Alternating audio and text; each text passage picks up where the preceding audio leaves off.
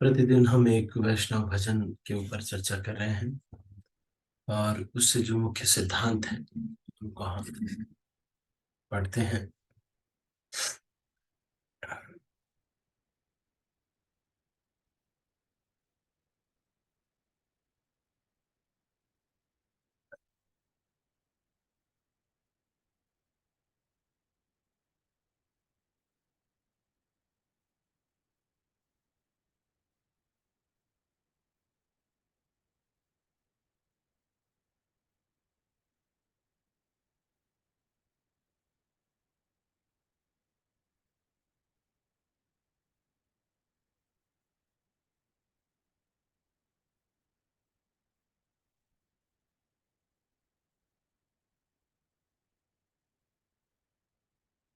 तो कल हमने इस भजन के ऊपर चर्चा किया था, अन्य आशा नहीं जार।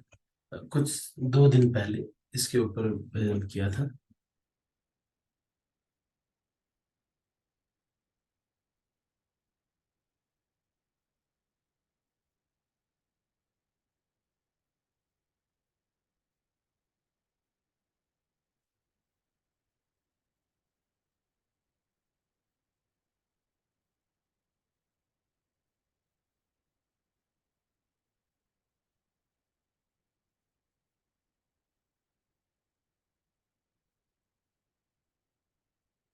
तो आज हम गौड़ीय पत्रिका में श्रील भक्ति वेदांत स्वामी प्रभुपाद जी के द्वारा वृंदावने भजन, इसके ऊपर जो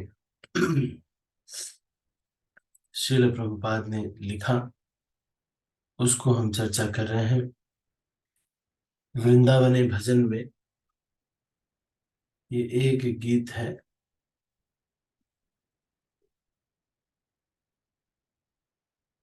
गौड़ी पत्रिका में आया था, आपनी आचरी प्रभु जीवे रसिखा। ये प्रभुपाद जी के द्वारा ही लिखा हुआ भजन है।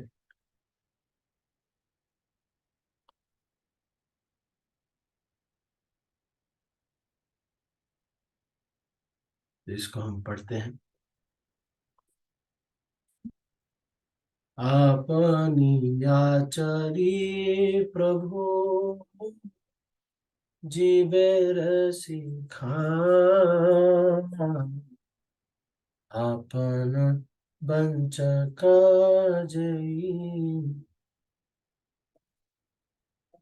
जिर जाने बजा। जगत भरिया गिला जगाई न धाये, आनंद बंश बाड़ा शिष्य संप्रदाय। आए दाए थाके बेश हय चिंताहीन,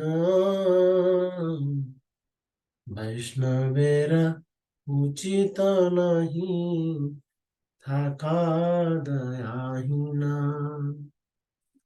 माधुर्य कादंबिनी ग्रंथ चक्रवर्ती गाया, सिद्धांत देखा तहा की बात राम। ये श्रील प्रभुपाद वृंदावन में बैठ करके ये भजन लिख रहे हैं। अपने खुद के आचरण से श्री चैतन्य महाप्रभु ये सिखा रहे हैं, जीवों को सिखा रहे हैं कि जो भी कोई निर्जन भजन करता है, निर्जन स्थान पे अकेले में जाकर के वैष्णवों का संग छोड़ करके जो भी कोई भजन करता है, वो खुद को ही चीटिंग करता है।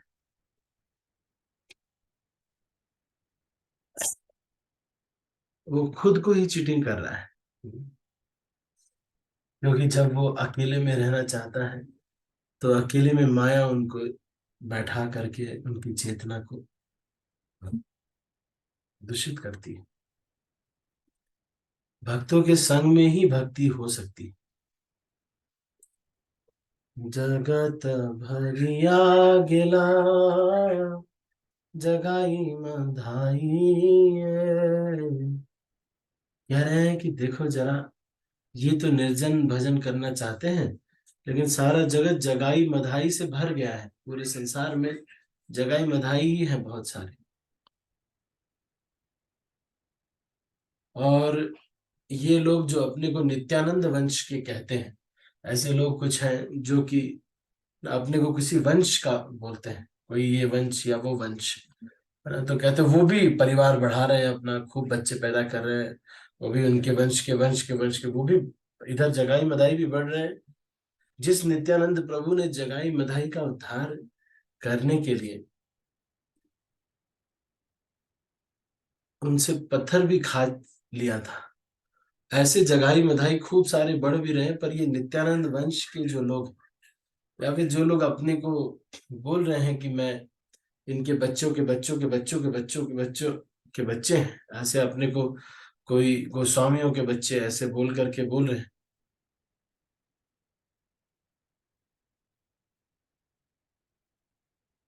वो लोग वो लोग बस क्या कर रहे हैं, खाए गाए थाके बेशा, हाय चिंता ही ना। वो लोग क्या कर रहे हैं, बस बढ़िया से अपना घर पे जाएंगे तो बढ़िया से अपना खाने पीने की बढ़िया व्यवस्था रहेगी। और बस जैसे ही कोई आएगा कि ये बताने के लिए कि हम नित्यानंद वंश के हैं, एकदम कपड़े वैसे पहन लेंगे और एकदम यहाँ पे साफा वाफा पहन लेंगे बहुत ज्यादा। फिर उसके बाद थोड़ी देर बाद अपना चश्मा लगा करके फोटो खिंचवाएंगे। और वैष्णव नहीं है, दिखाने के लिए बस वैष्णव कहते कि हम तो उन्हीं के वंश के हैं। तो फिर अब जब उनके वंश के हैं तो हमारा ही, हम तो शुद्ध भक्त होंगे ही, है कि नहीं। इस तरह से करके मिस यूटिलाइजेशन करते हैं नित्यानंद प्रभु के नाम का या गोस्वामियों के नाम का, कि हम गोस्वामी के परिवार से हैं। और दुनिया में जगाई मधाई बढ़ रहे हैं, और ये लोग कोई चिंता नहीं है। इनका मेन चिंता है अपना प्रसाद खूब पा लिया, उसके बाद सो गए। प्रचार का ज्यादा चिंता नहीं है।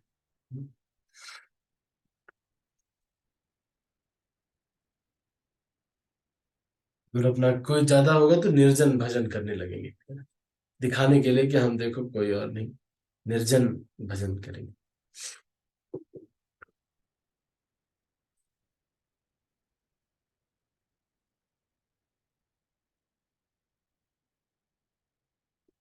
उसके बाद फिर कह रहे हैं कि ये वैष्णवेर उचित नहीं था का दयाहीन। ऐसे दयाहीन होकर के बैठना वैष्णवों के लिए उचित नहीं है। वो अपना परिवार चलाने के लिए ही सारा कुछ करते हैं, परिवार बढ़िया से हो जाए इसीलिए सारा कार्य कर रहे हैं। तो कह रहे हैं माधुर्य कादम्बिनी ग्रंथ चक्रवर्ती गाय चक्रवर्ती ने, विश्वनाथ चक्रवर्ती ठाकुर ने माधुर्य कादम्बिनी ग्रंथ में लिखा है, सिद्धांत देखा है ताहा तथा इबा तार राय। तो एक बार उनको देखिए, उनके जो सिद्धांत हैं, उनको माधुर्य कादम्बिनी में जो सिद्धांत दे रहे हैं, उस सिद्धांत को देखो, ये वैष्णव का क्या ऐसा आचरण होता है। हम्म।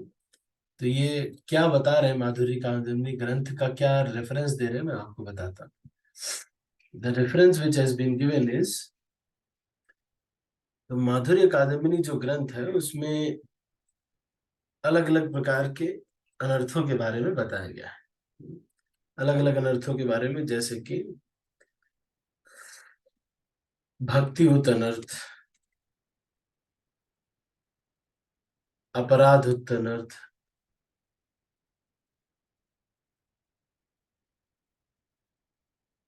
तो अलग अलग प्रकार के अनर्थों के बारे में बताया गया है।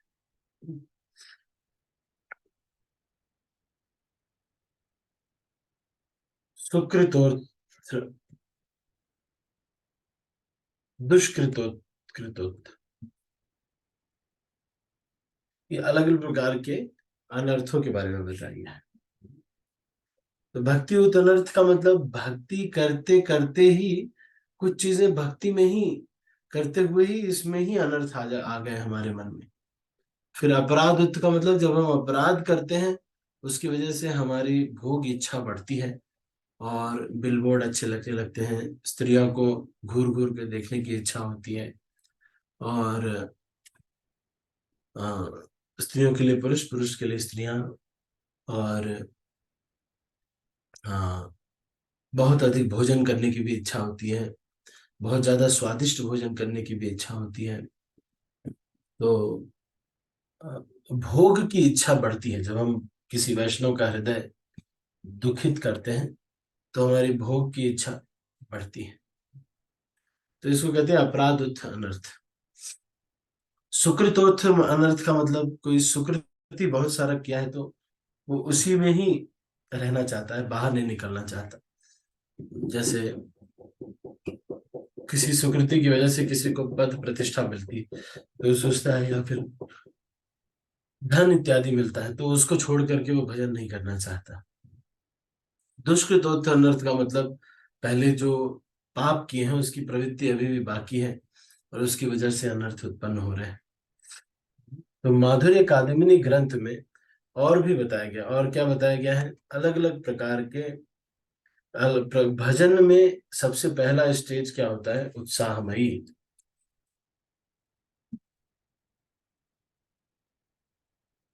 फिर क्या होता है, कभी घन तरला, फिर व्यूढ़ विकल्पा, नियमा क्षमा, तरंग रंगिनी। ये भक्ति में आने के बाद ऐसा होता है। उत्साहमयी का मतलब है बहुत उत्साहित रहते हैं, स्टार्टिंग में सब कुछ अच्छा लगता है, बस प्रभु जी जीवन का बस लक्ष्य है, बस भक्ति करना है और कुछ नहीं, बस। फिर बहुत सारे श्लोक याद कर लेते हैं, फिर बहुत उत्साहित हो जाते हैं, कई बार हमको अच्छा भी लगता है कि इतने सारे श्लोक याद कर लिए, सब लोग बोल रहे हैं, तुरंत श्लोक याद कर लेंगे, तुरंत नई नई चीजें सारा कर लेंगे, है ना, नहीं तो इसको होता है उत्साहमयी।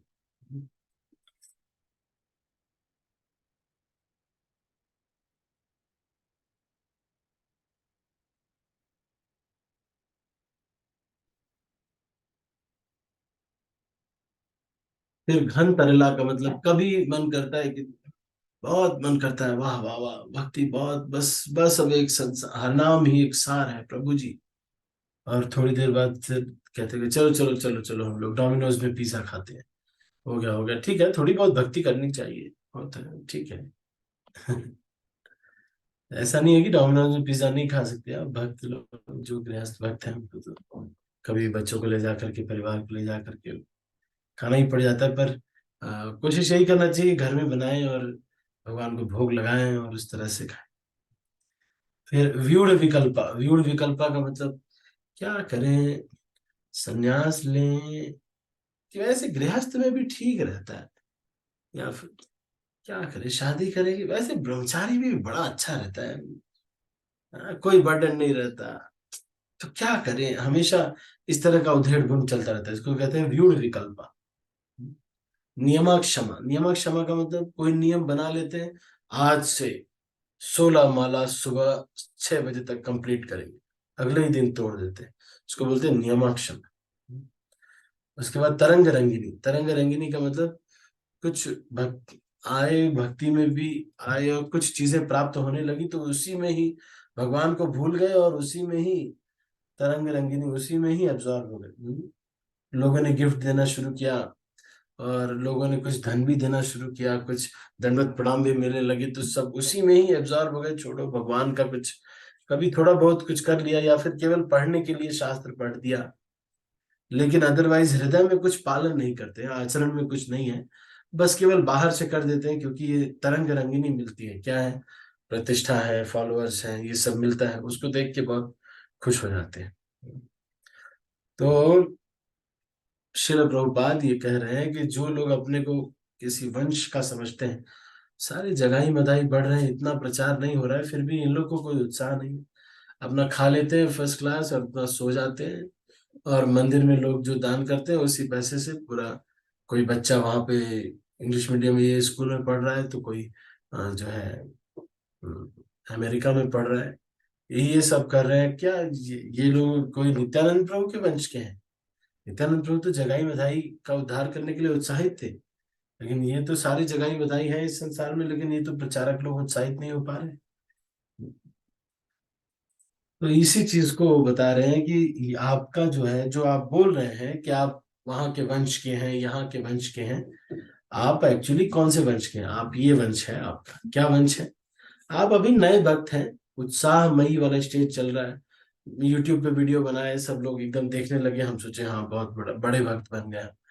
जरा पढ़िए माधुर्य कादम्बिनी, ऐसा कौन कह रहे हैं?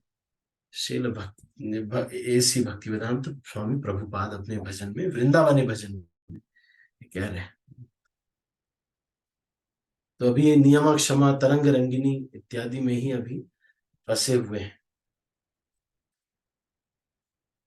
माधुर्य कादम्बिनी ग्रंथ चक्रवर्ती का है, सिद्धांत देखा है तहा की बात तार राय। वो देख करके उनकी क्या राय है सुनिए, है ना?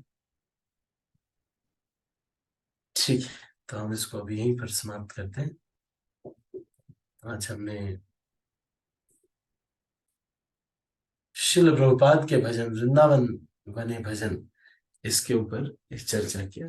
गौड़ी पत्रिका में ये आया था बंगाली लैंग्वेज में बहुत पहले।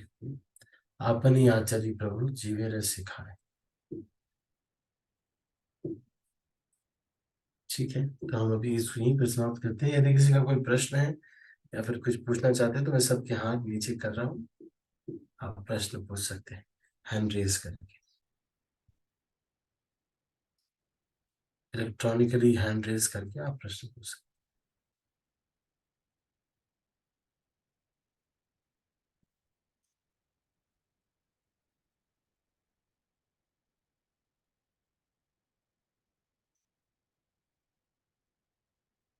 ठीक है, हम इसको यहीं पर समाप्त करते हैं। और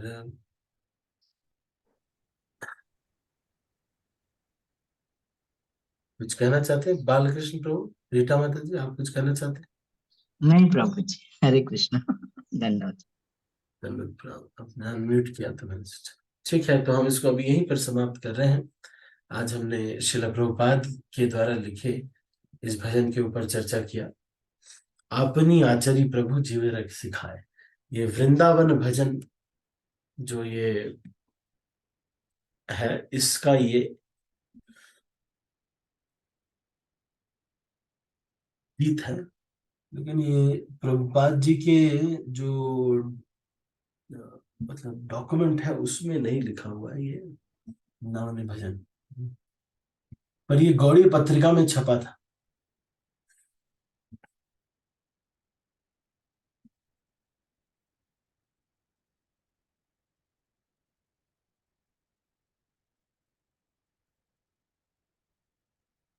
और इसमें और भी भजन है, श्री प्रभुपाद ने लगभग बहुत सारे भजन लिखे हैं, बहुत सारे भजन हैं। उसमें से एक ये वृंदावनी भजन जो है, ये बड़ा ही प्रसिद्ध भजन है। कभी इसके ऊपर पूरी सीरीज हम करेंगे, वृंदावनी भजन के ऊपर। ठीक है, हरे कृष्ण, श्रील प्रभुपाद की जय। यदि किसी के मन में कोई प्रश्न आता हो या फिर कभी कुछ कहना हो तो आप कह सकते हैं, व्हाट्सएप में मुझे मैसेज कर दें और उसके बाद मैं उसका उत्तर दूंगा। हरे कृष्णा। मैं सब भक्तों को अनम्यूट कर रहा हूँ और फिर इस मीटिंग को क्लोज करूंगा। श्रीला प्रभुपाद की जय। हरे कृष्णा जगन्नाथ जी। हरे कृष्णा प्रभु जी, दंडवत प्रणाम। हरे कृष्णा प्रभु जी, दंडवत प्रणाम।